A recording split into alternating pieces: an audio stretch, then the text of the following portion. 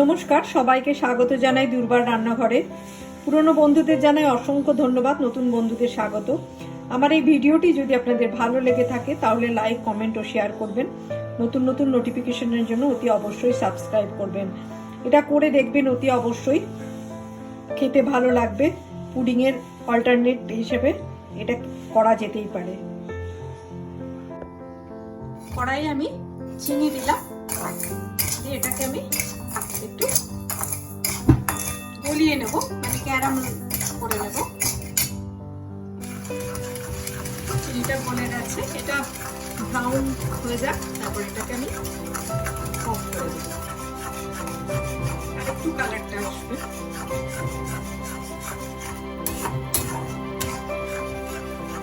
এটা হয়ে গেছে, এটা আমি গ্যাস অফ করে দেবো। এখন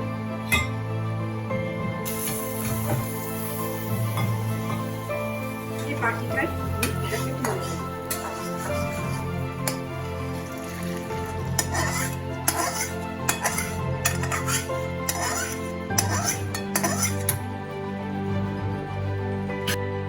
এখানে আমি একটা বাটি নিলাম, এখানে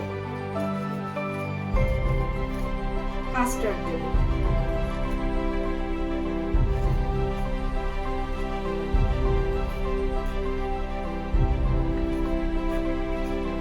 চার চামচ মতো কাস্টার্ড। এর মধ্যে আমি খানিকটা দুধ দিয়ে দিলাম।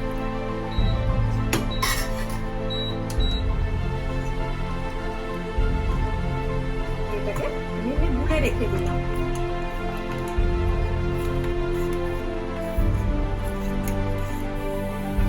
এর মধ্যে আমি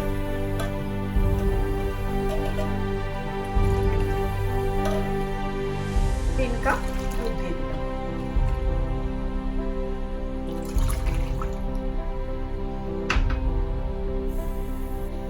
দুধটা একটু ঘন করে নেব।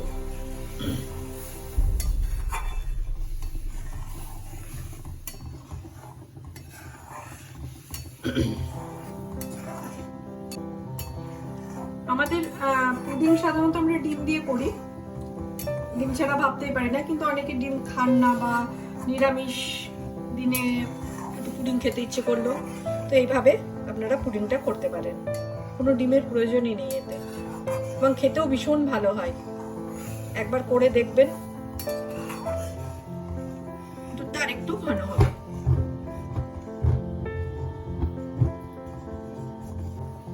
এর মধ্যে এবার দিয়ে দেবো হাফ কাপ সুজি। দেখুন, হাফ কাপ সুজি। নাড়তে থাকতে হবে যাতে দলা বেঁধে না যায়। যতটা সুজি দিয়েছি ততটাই চিনি দেব।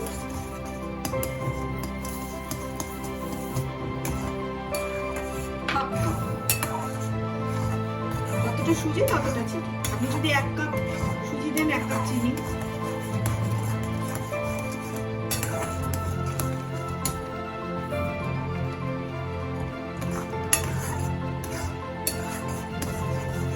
এবার আমি এর মধ্যে দিয়ে দেবো যে কাস্টার্ড মেলানো দুধটা, এটা এর মধ্যে দিয়ে দেবো।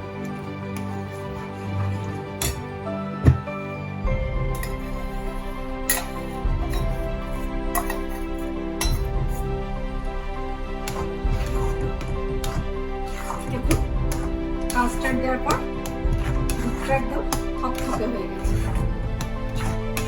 সুজি দেওয়া আছে, আর পরিমাণ মতো চিনি দেওয়া আছে। এটা চিনিটাকে পুড়িয়ে আমি রেখেছিলাম বাটির মধ্যে, সেটা এই বাটির মধ্যে রাখা আছে। এবার এই বাটির মধ্যে আমি এটাকে সেট করব।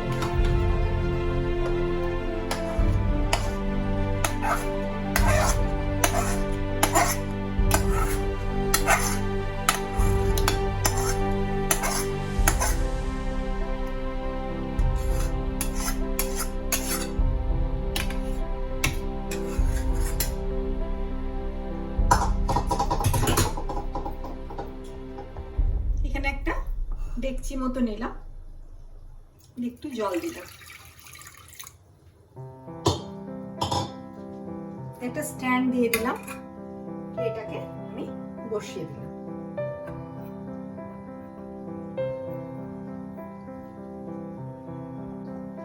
আমি এখানে একটা ঢাকা দিয়ে দিলাম যাতে জলটা না পড়ে।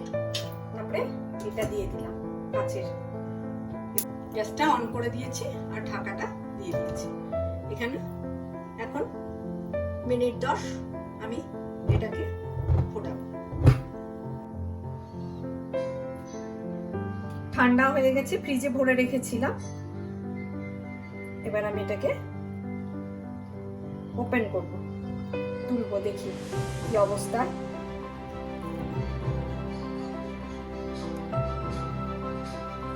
দেখুন কি সুন্দর দেখতে হয়েছে পুডিংটা। আপনাদের আমি কেটে দেখাবো, এটা কেটে দেখাবো।